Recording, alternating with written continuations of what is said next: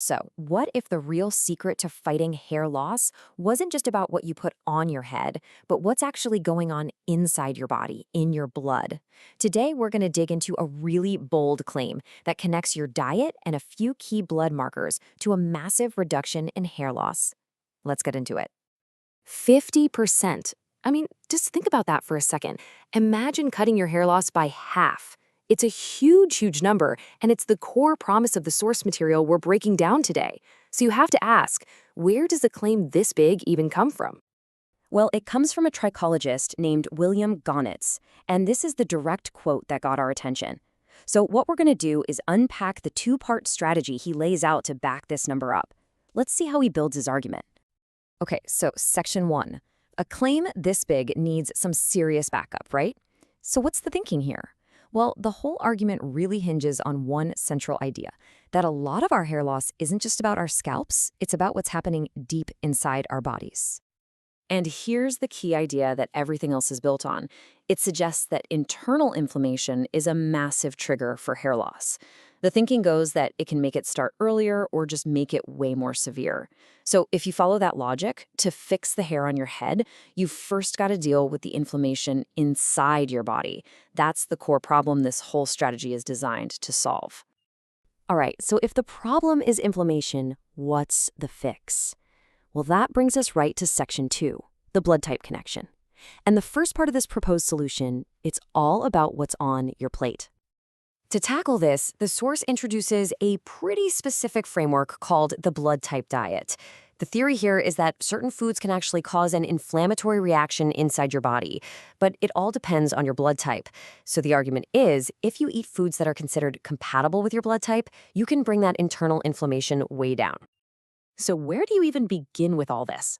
Well, according to the source, the starting point is actually super straightforward. Before you change a single thing you eat, the very first step is just to know your blood type. That's it. That's the key that unlocks this entire part of the formula. But hold on. The strategy doesn't just stop with diet. That's only one piece of the puzzle. Section 3 introduces the second part of the equation, and this one involves looking even closer at what's in your blood.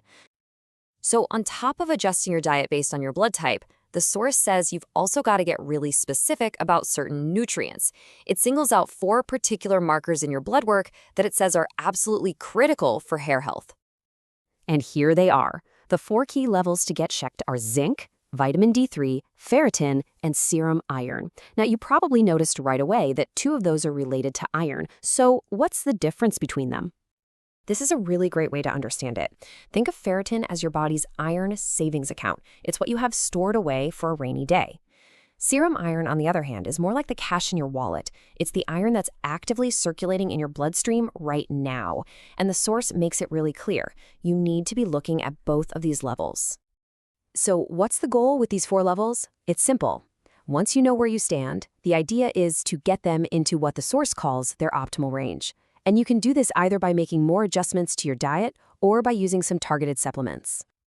Okay, it's time to put all the pieces together. We've got the diet, we've got the nutrients, so how does this all combine into one single strategy? Well, that's what our final section is all about, the 2-step formula. So here it is, laid out plain and simple. Step 1, align your diet with your blood type to tackle that underlying inflammation. Then, step 2 at the same time, work on getting your zinc, vitamin D3, ferritin, and serum iron levels exactly where they need to be. It's presented as a real 1-2 punch. And this is really the main takeaway here. According to the source, it's not one or the other. It's the combination of these 2 things. Managing inflammation with the diet and optimizing these specific nutrients, that is the foundation for that massive 50% reduction claim we started with. And that pretty much breaks down this entire claim. You know, it really leaves us with a bigger question to chew on, doesn't it? When you come across information like this, what's your own personal process for deciding which health strategies might actually be worth exploring for yourself? It's definitely something to think about. Thanks for tuning in.